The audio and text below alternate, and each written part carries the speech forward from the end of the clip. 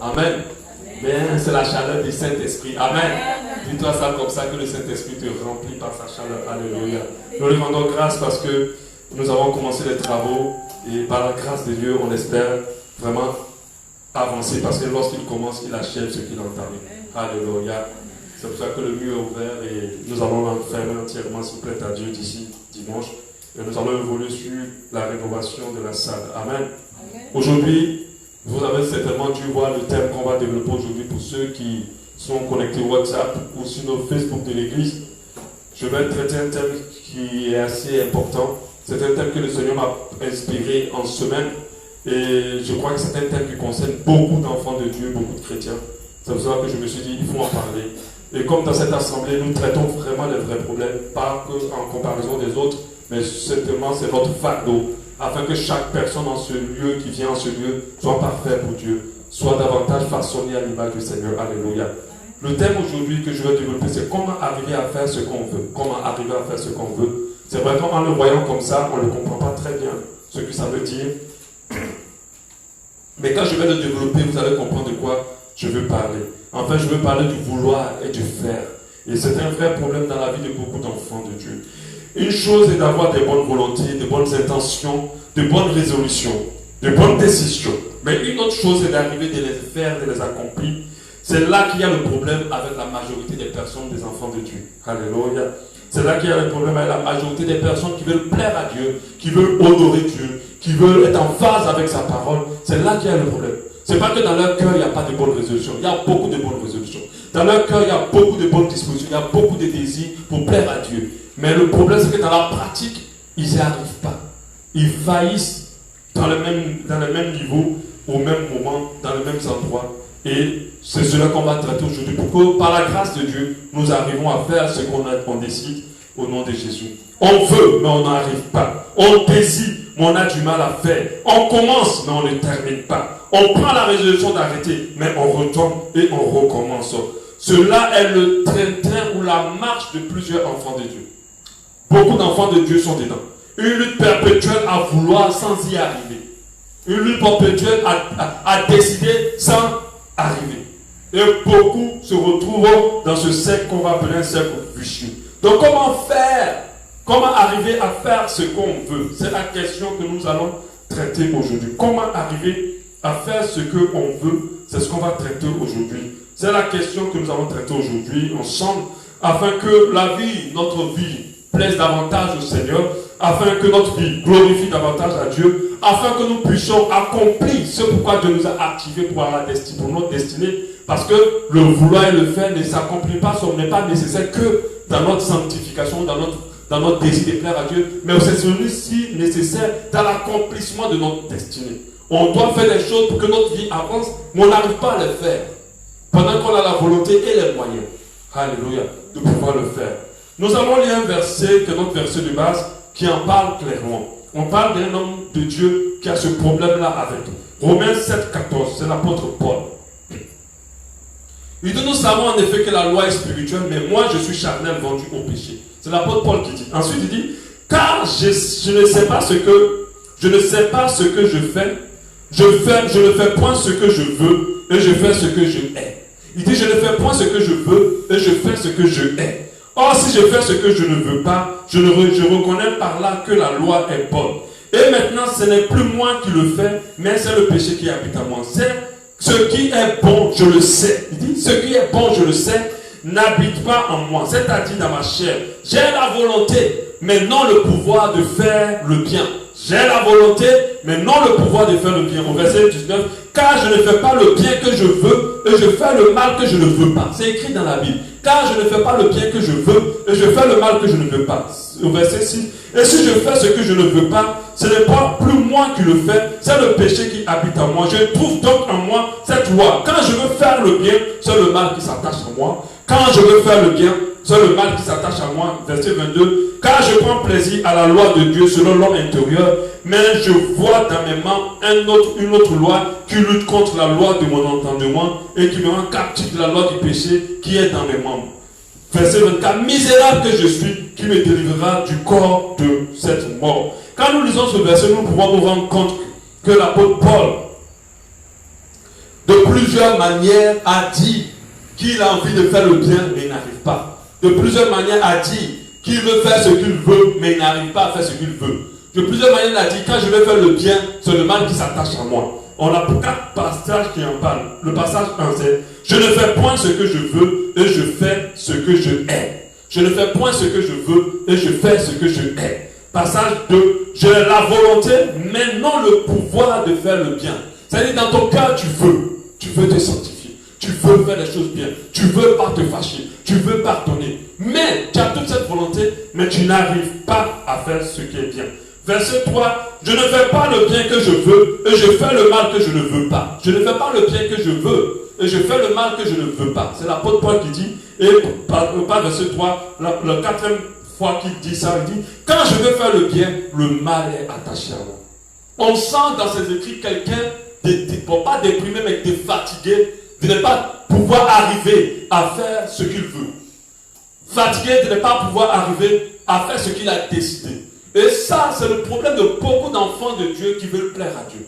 Beaucoup de personnes qui veulent être en phase avec Dieu sont dans ce problème-là constant. Ils veulent faire du bien. Ils veulent se sanctifier. Ils veulent pardonner. Ils veulent lire la Bible. Ils veulent faire tellement de choses, mais ils ne font pas. Ils n'y arrivent pas. Cet enseignement est venu pour te donner la capacité de faire ce que tu veux. De donner du pouvoir à ta volonté. Alléluia. De donner du pouvoir à ta volonté. Quand tu veux, Dieu te donnera la force de pouvoir le faire. C'est pour ça qu'on est là. Pour que certains d'entre vous, ici en ce lieu, soient libérés de ces cercles vicieux de péché qui reviennent constamment dans leur vie. Au nom de Jésus. Amen. Que certains soient libérés de ces mauvaises habitudes qui reviennent constamment dans leur vie, desquelles ils ne peuvent pas se libérer pendant qu'ils n'aiment plus ça. Ils ne veulent plus ça. Il y a des gens qui pêchent parce qu'ils aiment le péché. Mais il y a des gens qui pêchent pendant qu'ils n'aiment pas ce qu'ils font dans le péché. Ils haïssent même le péché, mais ils n'arrivent pas à abandonner. Il y a des gens qui ont de mauvaises habitudes parce qu'ils aiment ces mauvaises habitudes. Mais par contre, il y a d'autres qui ont de mauvaises habitudes pendant qu'ils détestent ces habitudes-là. Mais ils n'arrivent pas à pouvoir le faire. Alléluia. Donc, nous allons savoir comment y arriver. Avoir la volonté n'implique pas que nous pouvons. Alléluia. Ce n'est pas parce que tu veux que tu vas pouvoir faire. Ce n'est pas parce que tu désires que tu vas arriver. Alléluia. C'est vrai qu'on a des enseignements de développement personnel qui disent si tu veux, tu peux. Ce n'est pas vrai. Tu veux, tu peux, mais tu ne vas pas pouvoir faire. Beaucoup veulent, mais ils ne font pas. Je vous assure, si on arrivait à faire tout ce qu'on voulait, je pense qu'on aura peu de problèmes avec les enfants de Dieu. Je pense que beaucoup de chrétiens seront déjà dans une dimension très élevée de leur connexion avec Dieu. Parce que plusieurs sont dans des choses qu'ils ne veulent plus faire. Qu'ils détestent, comme l'apôtre Paul. Ils se disent, ah Seigneur, qui va me libérer de cette faiblesse? Qui va me libérer de cela? Moi, je ne veux plus demeurer dedans. Je veux, mais je n'arrive pas. Amen.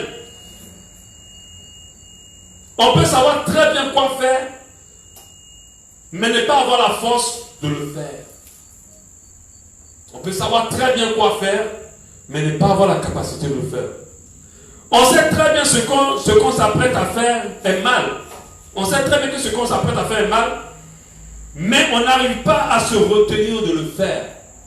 Donc des fois tu passes à une situation, tu sais que ça, tu t'apprêtes à la faire, mais tu sais que tu peux pas, tu ne dois pas le faire. Mais malheureusement, tu n'arrives pas, tu le fais quand même. On n'a plus envie de faire quelque chose, mais on n'arrive pas à résister et on finit par le faire. On a pris la résolution ferme d'arrêter, mais on se retrouve encore à le faire. Et ça, c'est le partage de plusieurs personnes. On tombe, on se relève et on se dit, plus jamais je recommencerai. Mais plus tard, on se retrouve encore à le faire. C'est comme ça que quand certaines personnes viennent demander, je vous dis, Seigneur, je te demande pardon, je ne vais plus recommencer. Je t'en prie, je m'en repens complètement du péché. Dieu rigole. Je rigole des fois. Parce que il est en train de demander pardon. Je sais qu'on va se retrouver encore, demain encore, il va me demander encore pardon. Et c'est le cas pour beaucoup. Alléluia. Pour un même péché ou même faiblesse, une mauvaise habitude, ils ont demandé pardon 1000 fois. Ça ne finit pas. Amen. Est-ce que tu te retrouves dans l'affaire? Amen. Dis bien Amen. Ah, je n'ai pas entendu ton Amen. Amen. Où est ta honte? Amen. Alléluia. On décide de donner à Dieu. On a dit, Seigneur, quand l'argent va venir, oh Père, je te donne la moitié. Et quand l'argent vient, même pas même un tiers, Dieu n'a pas en bouffe. Seigneur, prochainement, quand l'argent va venir, je te donne la moitié. Ça vient, on n'arrive pas. Mais ce n'est pas parce qu'on ne veut pas donner. On veut donner, mais on n'arrive pas à donner. Alléluia. On veut bénir l'église. On veut soutenir, mais on n'arrive pas. Alléluia. Amen. Dis à quelqu'un que c'est aujourd'hui ta délivrance. Dieu va faire quelque chose. Ce que tu vas vouloir, tu vas le faire. Alléluia. Est-ce que cela veut dire que nous n'arriverons jamais à faire? Est-ce que cela veut dire que Dieu nous a condamnés à ne jamais être capables?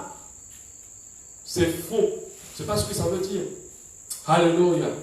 Parce que je sais qu'il y a des choses que tu es arrivé par ta volonté, par ta résolution à arrêter, à abandonner, à quitter. Si tu as pu réussir à 21, c'est que tu peux vaincre le reste. Alléluia.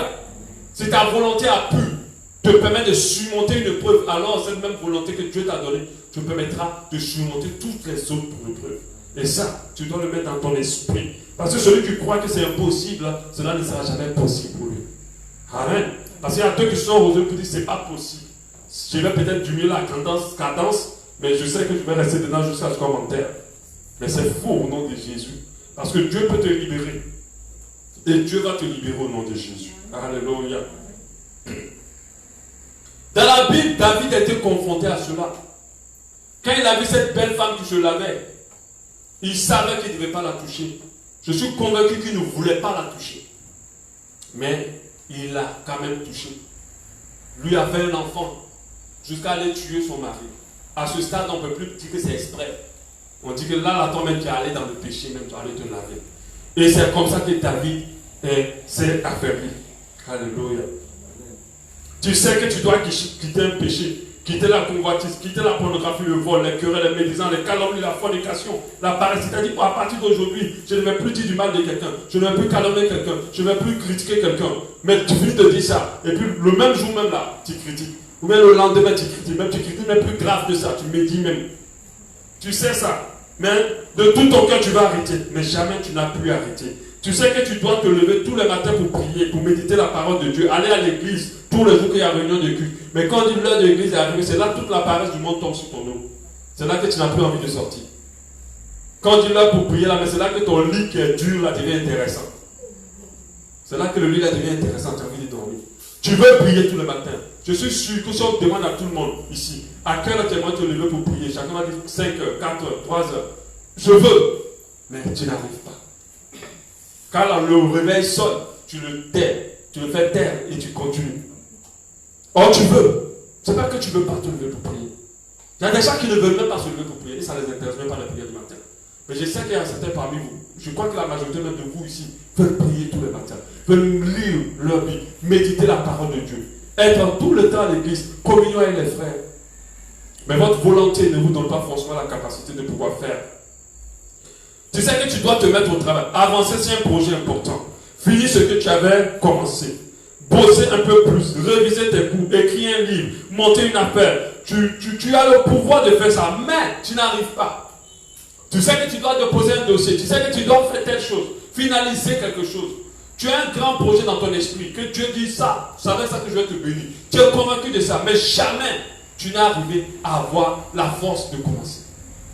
Jamais tu n'as eu la capacité de commencer. Mais quand tu commences, tu sens comme une résistance qui ne te permet pas de continuer. Alléluia. Au nom de Jésus, tous les projets en suspens vont se réactiver. Au travers de la parole de Dieu. Alléluia. Ce que Dieu veut que tu fasses, tu vas le terminer. Alléluia. Tu vas le terminer au nom de Jésus. Mais tu n'arrives pas. Tu n'arrives pas. Tu n'arrives pas et c'est clair. Tu sais que tu dois arrêter la cigarette, l'alcool, la drogue, la gourmandise. Dieu veut que tu jeûnes 2 fois. Tu le sais. Mais tu n'arrives pas. Tu veux. Des fois, mais tu as calé même que tel jour je jeûne. Mais ce jour-là, tu ne jeûnes pas. C'est ce jour-là que toute la fin du mois t'énaille ton ventre. Et tu ne jeûnes pas. Pendant que tu as fixé que tu dois le jeûner. Tu sais que tu dois arrêter certaines mauvaises habitudes. La télé, les draps des filles, les bars, les couches tard, les insoumissions. Tu désires arrêter, mais tu es toujours plongé là-dedans et tu n'arrives pas. Que faire pour y arriver? Tu dois savoir une chose d'abord avant d'y arriver. Quand tu as le pouvoir de ta volonté, l'ennemi, le diable, a pour ambition, parce que c'est le diable qui tue ça, il sait qu'il va faire. Alors il vient vite pour que tu ne fasses pas. Il sait que tu veux te lever. Il vient te mettre une lourdeur pour que tu ne te lèves pas. Mais tu dois savoir, parce que de fois qu'on ne connaît pas la gravité d'une situation, nous d'un état, on l'accepte dans nos vies. Mais tous les secondes que tu laisses passer dans un péché, que tu laisses passer sans commencer ton projet, que tu laisses passer sans faire la volonté de Dieu, c'est des secondes qui sont perdues. C'est des secondes que tu ne gagneras pas. On ne gagne aucune seconde qu'on perd. Le diable, c'est quand tu faisais ça, il compromet déjà ta relation avec Dieu et t'empêche d'aller en eau profonde dans ta relation avec Dieu. Il compromet. C'est-à-dire que tu vas aller avoir une relation de surface avec le Seigneur, jamais de profondeur. Parce que le diable t'amène toujours à ne pas pouvoir faire. Il sait qu'en faisant comme ça, il compromet ton avancée dans l'accomplissement de ta destinée. Tu dois faire quelque chose pour un projet que Dieu a mis à cœur, mais tu n'as jamais commencé. Ou tu as commencé, mais jamais tu n'es retourné là-bas. Tu ne le fais pas. Alléluia. Tu ne le fais pas, tu n'arrives pas. Et le diable, c'est que plus le temps qui te permet d'attendre et de ne pas faire les jours qu'il ajoute, il est en train de compromettre ta destinée. Là aujourd'hui tu as la santé, là aujourd'hui tu as la force, là aujourd'hui tu as le temps. Mais demain tu n'auras pas le temps et il y a un projet qui ne va jamais se réaliser. Pendant que c'est dans le programme de Dieu. Alléluia. C'est pour ça que tu dois comprendre que ce que tu as prévu faire aujourd'hui, fais-le maintenant. Demain prendra soin de lui. C'est ce que la Bible nous dit. Il dit ne remets rien à demain. Alléluia. Il sait qu'en faisant ça, il va compromettre l'avancée de ta destinée. Il sait qu'en faisant cela, il va retarder certaines choses dans ta vie. Il sait qu'en faisant cela, il peut te disqualifier pour le ciel, pour des bénédictions que Dieu a prévues. Vous savez, Dieu pour te bénir attend une certaine disposition. Et des fois, quand le diable t'empêche de faire certaines choses, il empêche que cette disposition arrive. Le Seigneur ne te bénira jamais tant que l'atmosphère de ta bénédiction n'est pas créée autour de toi. Et cette atmosphère, c'est toi qui l'as créée. Et l'ennemi va t'empêcher de la créer. Alors la bénédiction va tarder. Tu vas être là, tu dis je ne suis pas béni, je ne suis pas béni. Mais c'est parce que ton vouloir n'arrive pas à avoir une puissance sur le fer. Alléluia. Il va ralentir ta destinée, ou encore pire, te faire rater le but de ta vie. Te maintenir dans une dimension inférieure, pendant que Dieu te veut dans une dimension supérieure. Tu dois aussi savoir que nous avons la force et le pouvoir de faire ce que nous avons décidé. Ce que nous voulons faire, nous avons été équipés pour le faire. Tu dois savoir que Dieu n'a pas créé un vouloir en nous sans nous donner le faire, sans nous donner la capacité. Dieu, quand il te donne une vision, il te donne la provision. Même la vision de marcher dans la sainteté, Dieu va te donner la provision de marcher dans la sainteté. La provision, ce sont les ressources qui viennent avant la vision. C'est-à-dire, avant que tu reçoives la vision, Dieu t'équipe d'abord pour la vision. Pour te faire comprendre que si tu as la vision de marcher dans la sainteté, si tu as la vision de honorer Dieu, si tu as la vision de faire un projet, sache que Dieu t'a équipé pour ça. Il n'y a rien qui est au-dessus de tes capacités. Si tu n'arrives pas à faire, ce n'est pas parce que tu ne peux pas faire. Amen. Si tu n'arrives pas à faire, ce n'est pas parce que tu n'as pas reçu la capacité de faire. Dieu donne toujours la capacité. Alléluia. Et ça, tu dois le comprendre. La parole de Dieu nous dit, aucune tentation ne vous a survenu en 1 Corinthiens 10, 13, qui n'a été humaine. Et Dieu, qui est fidèle, ne permettra pas à ce que vous soyez tantôt au-delà de vos forces, mais avec la tentation, il prépare aussi le moyen d'en sortir, afin que vous puissiez la supporter. Donc, à côté de chaque épreuve, Dieu te donne tous les armes pour pouvoir vaincre l'épreuve. À côté de chaque tentation ou chaque défi, Dieu t'équipe pour tous les défis possibles. Ça veut dire dans ton esprit, tu ne dois jamais dire ça c'est trop grand pour moi, ça c'est trop élevé pour moi, ça je ne peux pas. Si tu veux, avec Dieu, tu peux. Alléluia. Amen. Si tu veux et que tu n'arrives pas, c'est là qu'on va t'expliquer pourquoi tu n'arrives pas. Pour que tu puisses arriver. Au nom de Jésus. Amen. Amen. Parce que beaucoup ont accepté de ne pas arriver. Beaucoup ont accepté de dire, de toute façon, ça seulement, je ne peux pas, je préfère céder. Au nom de Jésus, ce n'est pas vrai. Amen. Si tu veux, tu peux. Alléluia.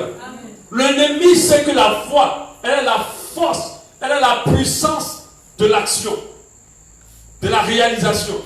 Donc s'il attaque ta foi, s'il te fait croire que tu ne peux pas, alors tu ne peux pas. Qui vous a dit que tu ne peux pas te réveiller tous les jours à 5 ans pour prier de toute ta vie? Tu peux. D'autres l'ont fait. Alors tu peux. Moi je me dis si quelqu'un peut, je peux. Alléluia. Et je me dis surtout, si Dieu me l'a fait penser croire, alors s'il m'a mis ça dans ma tête, alors je peux. Parce que c'est lui qui crée le vouloir et aussi le faire en nous. Amen.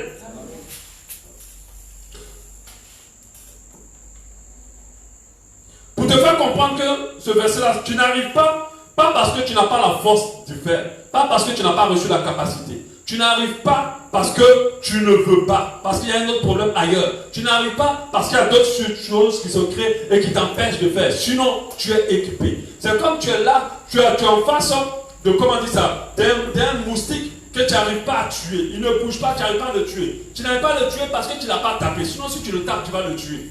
Amen. C'est pour ça que j'aimerais dire à quelqu'un, la meilleure manière de vaincre et de pouvoir être dans le fer, c'est d'affronter nos situations. C'est d'affronter tout ce qui se passe devant nous. Et de jamais avoir dans l'esprit que c'est impossible. Je vais vous l'expliquer plus en détail par la suite. L'ennemi utilise des moyens pour t'empêcher de faire.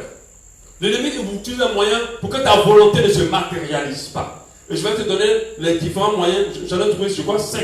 Mais je vais voir si, je ne sais pas si j'en ai mis 5, mais je crois que j'ai 5 ici. Les différents moyens que l'ennemi va utiliser pour t'empêcher. L'un des moyens, c'est l'envie et la convoitise. L'envie et la convoitise. Les envies conduisent la vie de beaucoup de personnes.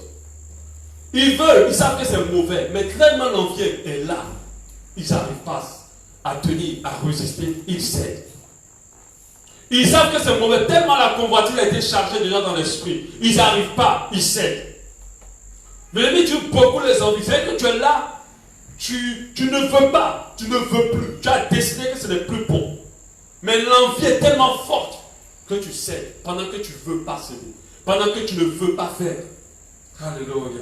La parole de Dieu nous dit en 1 Pierre 2, 1. Rejetant donc toute malice et toute ruse, la dissimulation, l'envie et toute médisance, désirez comme des enfants nouveau-nés le lait spirituel pur, afin que par lui vous croissiez pour le salut, si vous avez goûté que le Seigneur est bon. Alléluia. Je n'ai pas envie ou j'ai envie. Ça, c'est ce qui mène la vie de plusieurs. Tu sais que tu dois te lever pour prier, mais tu n'as pas envie de prier. Tu n'as pas envie de te lever. Tu as plutôt envie de dormir et de rester là. Tu sais que tu dois manger, jeûner, mais tu as envie de manger. Tu n'as pas envie de jeûner. Les envies conduisent la vie de beaucoup de personnes. Si les envies mènent ta vie, alors tu ne pourras jamais faire ce que tu veux. Parce que la chair a multiples envies. L'apôtre Paul dit que dans sa chair, il y a une volonté qui est dedans, mais qui ne fait pas la volonté de Dieu. C'est la volonté de la chair, on appelle ça la loi du péché. La loi du péché est beaucoup menée par les envies. Il détend sa loi par les envies qu'il va te créer à chaque moment. Les hommes de ce monde, ceux qui n'ont pas réussi la révélation de Christ, se disent que les envies sont normales à en subir. Ces personnes-là s'écartent de Dieu. Nous, les enfants de Dieu, nous devons comprendre que nous devons apprendre le contrôle sur nos envies. Regardez un bébé. Quand il est petit, il fonctionne par envie. S'il a envie de pisser, il pisse là. Mais lorsqu'il grandit, même s'il a envie de pisser, il retient sa pisse jusqu'à pouvoir pisser là où il faut. Et nous devons comprendre que c'est pareil pour les enfants de Dieu. Si vous apprenez à vous retenir face à des envies, vous allez commencer à donner de la puissance à votre vouloir. Vous allez commencer à donner de la puissance à votre désir, à vos décisions, à vos résolutions. Alléluia. Quand tu as dit j'ai pris la résolution de ne plus me disputer avec cet homme, de ne plus me disputer avec ma femme, de ne plus me disputer avec mon mari. Mais quand ton mari ou ta femme va venir te parler, tu auras envie de répondre. Alors tu vas prendre la raison pour dire moi j'ai pris la résolution. Même si j'ai envie, ce n'est pas pour autant que je dois agir. Alléluia. Et ça va te permettre de te contenir. Ce que nous convoitons dans notre cœur, elle va produire en nous des envies, va produire en nous des tentations, afin que nous violons nos bonnes résolutions et nos bonnes décisions. Alléluia. Jacques 1,15 nous dit, puis la convoitise, lorsqu'elle est conçue, enfante le péché, et le péché étant consommé, produit la mort. Donc le diable utilise beaucoup d'envie et de convoitise. Ça veut dire que nous devons faire attention à nos yeux. Nous devons attention à nos envies. Lorsque tu es là et que tu commences à avoir des désirs d'impudicité, tu dois comprendre que là, ton vouloir risque de perdre de sa puissance. Il y a des gens au début d'année, ils ont dit Seigneur, toute cette année, je reste dans la sainteté jusqu'à la fin. Mais lorsque les envies s'activent, ils violent cela. Alléluia. L'autre élément, c'est la distraction. Pour le diable, c'est qu'aujourd'hui, le diable n'empêche plus les gens. Il n'empêche plus. Sa stratégie n'est pas d'empêcher les gens de faire. Sa stratégie, c'est de les embrouiller. Et quand il te dit, tu dis, bon, à partir d'aujourd'hui, je vais me lever à minuit pour prier. Je vais prier au moins 3 heures du temps. Le diable, il rigole. Il dit, ok, attends, qu'est-ce que je vais faire? Quand tu dis, bon, attends, je vais passer à quelque chose à la tête. Dès que tu mets le film que tu cherchais à regarder depuis, la série que tu cherchais à regarder, et puis, pas la série dans la télé. Tu dis, ah bon, un épisode, là. Après je me couche. Quand l'épisode finit, il y a la suite. Il y a la suite. Après, tu te rends compte que c'est un marathon de toute la saison. Tu regardes jusqu'à 2h du matin, tu es devant la télé. Tu voulais, mais tu n'as pas fait. Après, tu es là, tu dis, Seigneur, pardonne-moi. Tu vas, tu te couches. Distraction. Il utilise beaucoup la distraction. Là, il va te laisser continuer ton chemin. Mais dans le chemin, il va nous te présenter des choses. Il va dire, tiens, bon, viens un peu seulement, fais un peu. Après, tu vas partir. Oh, après ça, tu vas faire. Et quand tu viens un peu, tu finis de faire. C'est tellement intéressant, tu restes là. Et tu ne fais plus. Il utilise la distraction pour nous éloigner des objectifs, de nos décisions, de nos résolutions. Il utilise la distraction pour nous embrouiller. Il utilise la distraction pour ne pas que nous puissions nous concentrer sur ce qu'on a pris comme résolution. C'est pour ça qu'un enfant de Dieu doit toujours veiller. Il utilise aussi en 3 la frustration. Le jour où tu as dit, à partir d'aujourd'hui, je ne vais plus critiquer, je ne vais plus parler mal de quelqu'un. C'est là même que quelqu'un te frustre. Et quand on est frustré, on a envie de parler. C'est là que tu parles mal de la personne qui t'a fatigué. Or, tu as pris la résolution de ne plus critiquer et de ne plus parler mal de quelqu'un. Et il y a des gens, quand ils sont frustrés, leur corps s'abandonne au péché. Quand ils sont touchés dans leur cœur, ils n'ont plus la force de la sainteté. Ils ont besoin du péché pour se sentir bien. Donc faites très attention. L'ennemi frappe toujours dans le cœur pour pouvoir vous atteindre. Les bonnes raisons tombent net après une frustration. Des fois, l'ennemi choque, blesse, pour que vous ne puissiez pas tenir votre décision de faire du bien et même de quitter le mal. Il utilise aussi des pièges. J'en ai parlé au début. Les pièges. Quand tu prends la résolution, il utilise des pièges. Il utilise des petits pièges. C'est que tu as pris la résolution, mais il va te dire commence à faire, c'est pas grave, c'est pas méchant, c'est pas mauvais. Alors, ce que tu veux faire là, c'est loin. Alors, fais maintenant. Fais maintenant, fais tout de suite. Et puis tu commences à faire. Et quand tu commences à faire, en fait, c'est un chemin pour te ramener à ce que tu as décidé de ne plus faire. Alléluia. L'ennemi ne va jamais te présenter le péché que tu as résolu de quitter directement. Alléluia. Si tu as pris la résolution de dire à partir d'aujourd'hui, je sors, tu es une femme qui dit à partir de je sors de la convoite, de la faute, de l'impudicité. Je ne coucherai plus avec un homme jusqu'au mariage. Je ne coucherai plus avec un homme jusqu'au mariage. Et tu as pris ta résolution. Tu dis voilà ma résolution parce que je veux plaire à Dieu. Le diable rigole et dit ouais, c'est bien. C'est bien, ok super, on va voir toi et moi qui est malin. Parce que la Bible appelle le malin. Le malin c'est quelqu'un qui a des malices dans son esprit pour nous détourner de la volonté de Dieu. Il va dire ok, accepte quand même l'invitation du gars. Il veut que vous allez manger quand même au restaurant. Juste ça, c'est pour juste manger et puis rentrer à la maison. Ok, c'est pas grave, c'est juste manger et rentrer à la maison. Tu te retrouves à manger avec le gars, tranquillement, à manger. Après le gars il parle tellement bien, il brille même cette nuit là. En fait, il ne fallait pas partir en fait.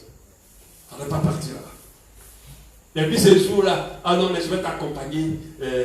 Vous restez qu'à 22h, 23h. Et je vais t'accompagner. Oh, voilà un orage qui tombe. Il pleut. Viens dormir au moins chez moi cette nuit. Et puis demain, je te dépose. Ah, je dors au salon. Oui, tu dors au salon. Amen. Après le salon, là, maintenant, c'est les acrobaties dans la maison. C'est pour ça qu'il faut faire très attention. Il piège. L'ennemi n'est pas bête. Et les grands dragons savent qu'une femme qui a dit non là, ça ne veut pas dire non. Il faut seulement aller doucement. Après, elle va dire oui. Et c'est comme ça que le diable fonctionne avec beaucoup de personnes qui ont pris des résolutions. Cet homme-là, jamais il va m'avoir. Jamais. Il te fait même 3 enfants après. Amen. Tu veux pas qu'il t'aime. Mais sauf que tu n'as pas compris que ce n'est pas parce que tu veux que tu peux. Amen. Tu dois comprendre ce que j'ai à t'expliquer aujourd'hui pour pouvoir. Amen. Si tu n'as pas compris, tu vas vouloir, mais malgré ça, tu seras dedans. Alléluia. Et là, il faut que tu comprennes. Samson, c'était pareil.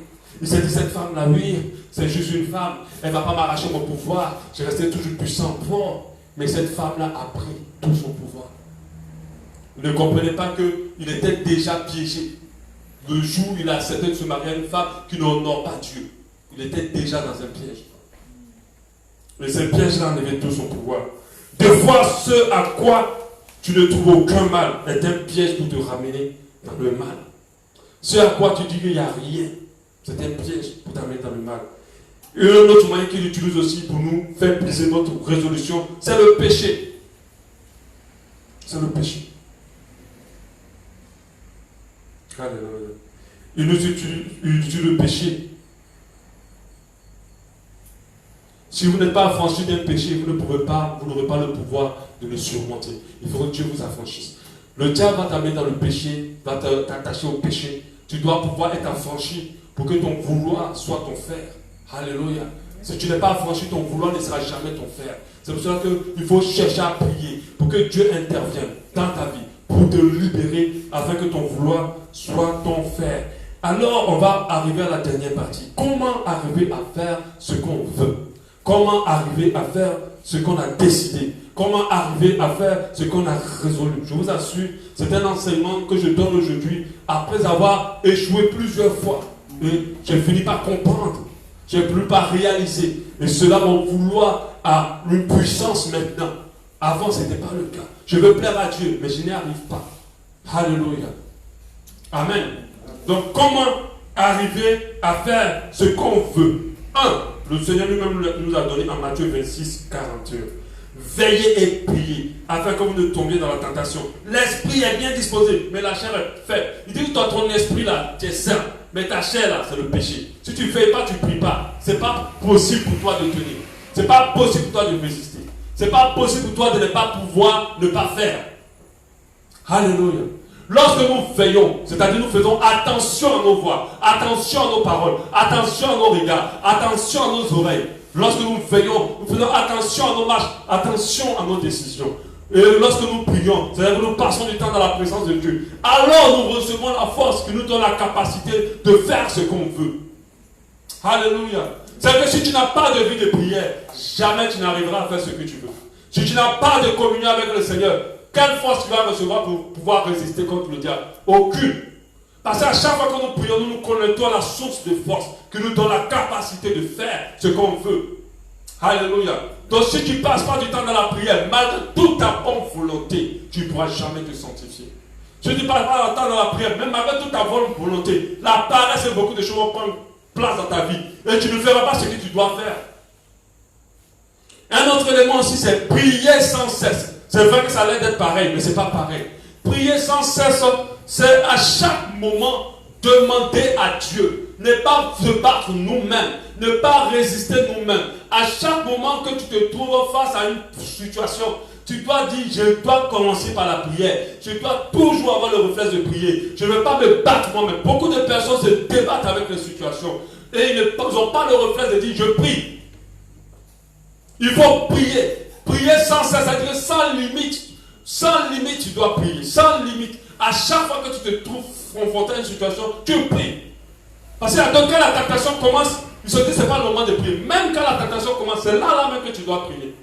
Tu dois dire au Seigneur, donne-moi ta force afin que je résiste contre la tentation. Et moi, j'ai déjà vécu ça. Quand tu pries comme ça, toute la tentation disparaît. Alléluia. Tu sens comme si elle part, elle fuit. Comme si tu avais dit à Satan, arrête de moi. Et il te lâche. Mais d'autres laissent la tentation, commence au pied, elle monte aux jambes, elle monte aux reins, elle monte jusqu'à la tête, jusqu'aux cheveux. Et puis après, quand elle finit de tomber, elle dit, Seigneur, tu ne m'as pas aidé. Prier sans cesse, c'est de prier à chaque moment. À chaque instant. Dès que nous sentons que nous sommes dans une mauvaise phase, nous prions. Tu te lèves le matin, tu sens que tu es lourd. Tu n'as pas envie de prier. Tu pries pour pouvoir prier. Moi, je prie. Il y a les prières introductives avant la vraie prière. Pendant que tu es sur le lit, la fatigue, tu dis, Seigneur, donne-moi la force de me lever. Au nom de Jésus. Moi, je fais ça. Et puis, tu vois d'une manière bizarre, tu n'as plus sommeil. Quand tu commences à prier, tu vois que tu ne sais plus où la fatigue, là, elle est partie en réalité. Mais en fait, c'est une fatigue démoniaque. Pour t'empêcher de prier. Pareil aussi, quand j'ai des grands travaux à finaliser, Ça me fatigue. Je me dis, comment. Généralement, les 30 grands boulots, je n'aime pas les commencer. Et des fois, je traîne dessus sur des semaines, je n'arrive pas à les faire. Avant, moi, je dis, oh, voilà, arrête-toi là. Pourquoi tu ne fais pas? Et je prie. Je donne à la force de faire. Et puis, bizarrement, je m'assois et je finalise le travail. Amen.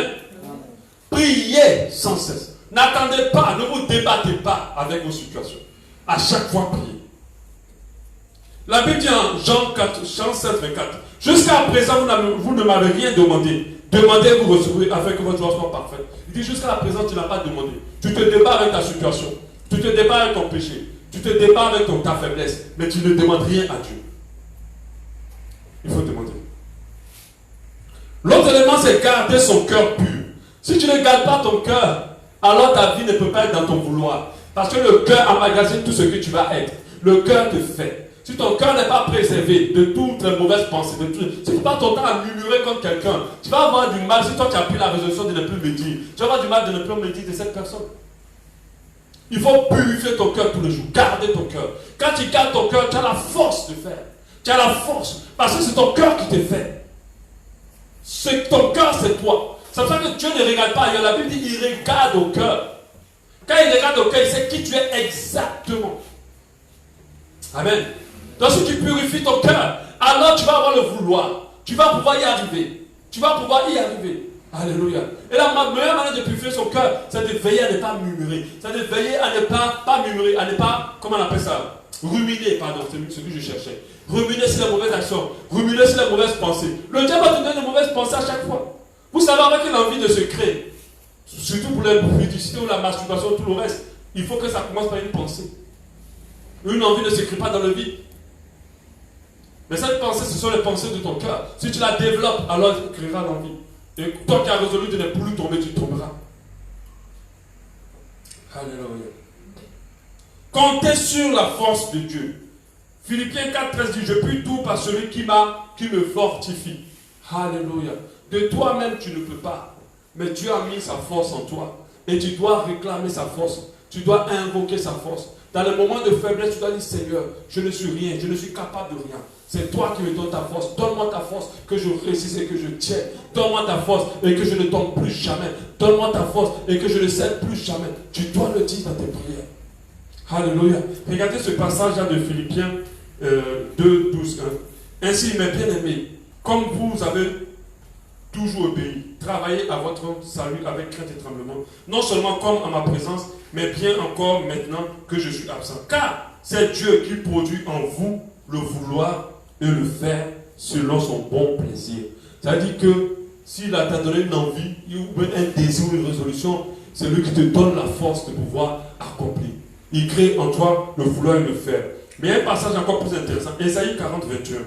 Ne le sais-tu pas, ne l'as-tu pas appris? C'est le Dieu d'éternité, l'Éternel qui a créé les extrémités de la terre.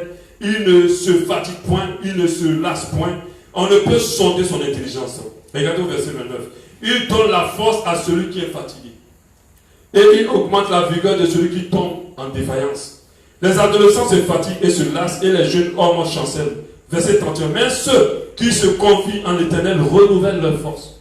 Ceux qui se confient en l'Éternel renouvellent leur force. Ils prennent le vol comme les aigles. Ils courent et ne se lassent point. Ils marchent et ne se fatiguent point. C'est-à-dire tes résolutions. Si tu te confies à Dieu, Dieu renouvellera tes forces. Vous savez pourquoi on n'arrive pas à faire ce qu'on veut? C'est parce qu'à un moment on est fatigué. Parce qu'à un moment on n'a pas la force de pouvoir faire. On parle aussi de la résolution. 5. Être résolu. La Bible dit, à tes résolutions reprendra ton succès, tes sentiers brillaront ta lumière. Il faut que dans ton cœur, il y ait de la résolution. Est-ce que tu veux vraiment abandonner ce péché? Pose-toi la question. Parce que si tu n'es pas résolu à l'abandonner, tu ne l'abandonneras jamais. Alléluia. Si tu n'es pas résolu à le quitter, tu ne le quitteras jamais. Il faut que tu prennes une ferme résolution dans ton cœur pour dire, je le prends. Est-ce que tu es résolu à ne plus paresser, à ne plus dormir, perdre ton temps au lieu de l'investir à avancer sur les choses que tu dois faire? Si tu prends la résolution aujourd'hui, tu vas y arriver. Alléluia. Et moi, ce sont les résolutions que je prends. Des fois, tu es tenté de faire d'autres choses au lieu de travailler. Moi, par exemple, Facebook, je n'ouvre plus Facebook. Si j'ouvre Facebook, c'est pour mettre quelque chose dedans et de sortir rapidement. Mais avant, Facebook me prenait des heures et des heures et des heures à regarder je ne sais quoi. Et ce que tu as prévu de faire en cette journée, tu finis pas par le faire.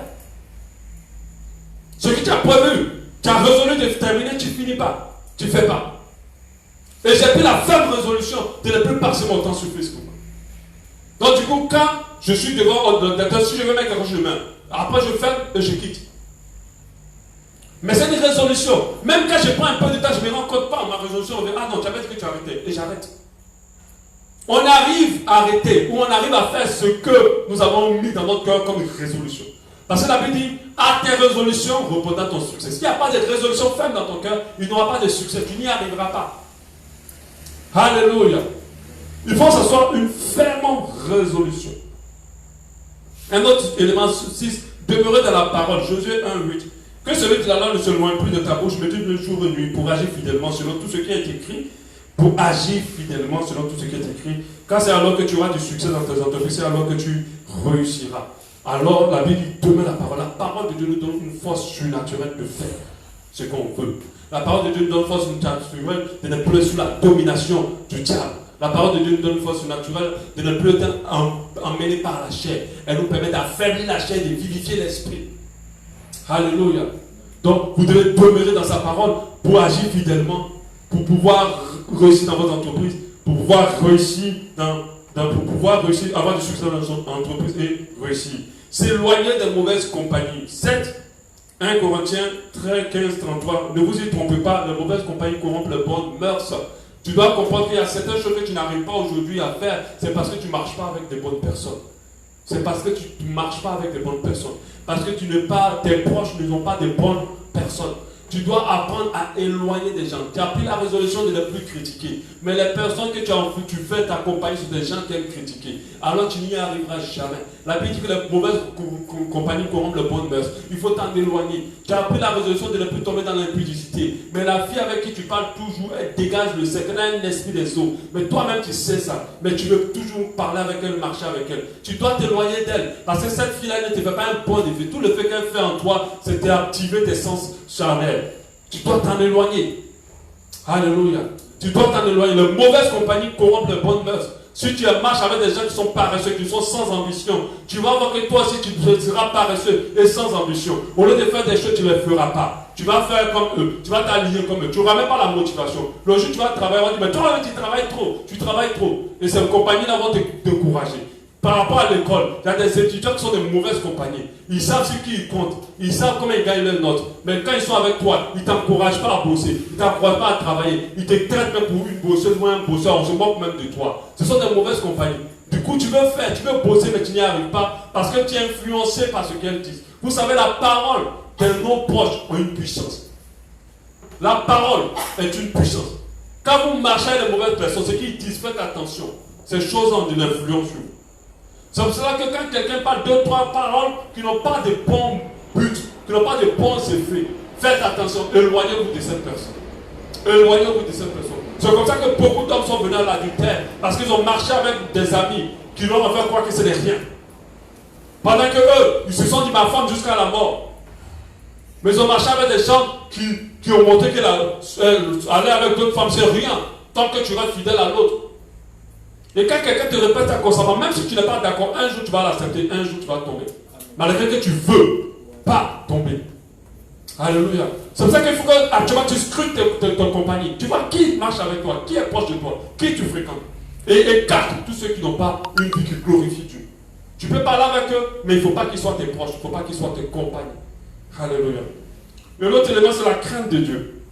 Si tu n'as pas la crainte de Dieu, il y a beaucoup de choses que tu vas avoir la résolution de faire et tu ne pourras pas. Vous savez, la crainte de Dieu devant nous freine. Quand tu penses, tu dis, waouh, si je fais ça, ça va faire mal à Dieu, Dieu va être fâché contre moi, Dieu peut me sanctionner et je peux pécher contre Dieu. Alors tu dis, non, je ne peux pas. Je ne peux pas. Amen. Quand tu es face à une situation, Dieu te dit, serre-moi, abandonne tout le reste. Tu te dis, ah non. Mais il y a des bonnes opportunités, je préfère les faire, gagner ma vie. Et quand tu as la crainte, tu dis, ah, mais si j'ai fini de gagner ma vie et que je rate le ciel, ah non, non, non, je préfère continuer ce que Dieu m'a dit que de courir vers ça. La crainte de Dieu nous ramène. La crainte de Dieu nous donne la force de faire. Parce que la crainte de Dieu va nous amener dans la volonté de Dieu et nous donne la capacité de faire. Si tu n'as pas la crainte de Dieu, malgré toute ta volonté, tu n'y arriveras pas. Alléluia. Amen. Vous devez comprendre que ces choses-là sont applicables pour que notre vouloir ait une force, afin de nous amener vers le faire. Alléluia. Je sais que toutes les personnes ici ont des résolutions, ont certaines résolutions avec lesquelles elles se battent et qu'elles n'arrivent pas. Mais que Dieu te donne d'une manière surnaturelle cette force et cette capacité d'y arriver. Au nom de Jésus-Christ de Nazareth. Que tout ce que tu as résolu dans ton cœur, que tu puisses le faire au nom de Jésus. Mais tu dois comprendre que tu dois demeurer dans la parole de Dieu. Tu dois comprendre que tu dois avoir une vie de communion, de prière. Parce que notre force nous vient de l'Éternel des armées. Sans lui, nous ne pouvons rien faire. Sans lui, nous sommes capables de rien. La Bible dit, je puis tout par celui qui me fortifie. Je puis tout. Ça veut dire que tu es capable de tout. Qu'est-ce que tu veux? Tu veux te lever à 5 heures tous les jours pour prier? Commence déjà à ne pas prier. Dès que tu es dans ton lit et que tu sens que tu es trop lourd et que tu sens que tu n'as pas envie du tout de te lever, dans les petits mots que tu as encore pendant que tu le sommeil en train de te tirer dans le lit, Seigneur, donne-moi la force de me lever. Tu vas t'étonner. Moi-même, je vais plus loin. Avant de me coucher, dis Seigneur, je veux que tu me réveilles à 5 heures. Amen. Priez sans cesse. Et je vous assure, 5 heures, il me réveille. Et c'est que tu es pimpant pour prier. C'est-à-dire, je veux que tu me réveilles à 4 heures. Si c'est minuit, Seigneur, je veux que tu me réveilles à minuit. Alléluia. Avant même, tu dis. Amen. Avant même. Pour ta journée, si tu dois rencontrer quelqu'un que tu sais que la personne, tu es faible par rapport à elle et que c'est une personne dangereuse pour toi spirituellement, tu pries depuis le matin.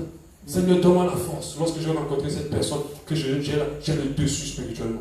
Alléluia. Amen. Tu dois prier comme ça. Et tu vas être étonné de voir que la prière a une grande efficacité. Fais attention aux mauvaises compagnies et aie des résolutions fermes dans ton esprit. Si tu ne crois pas, tu ne pourras pas. Tu dois croire que tu peux. Je ne sais pas quel péché te fatigue. Tu as la capacité de dominer ce péché. Alléluia. La Bible dit que si Christ vous a affranchi, vous êtes réellement libre. Ça veut dire que le Seigneur t'a libéré vraiment. Tu n'es plus sur ce jour-là. Alléluia. Amen. On va prier par rapport à ce que nous avons dit ce soir.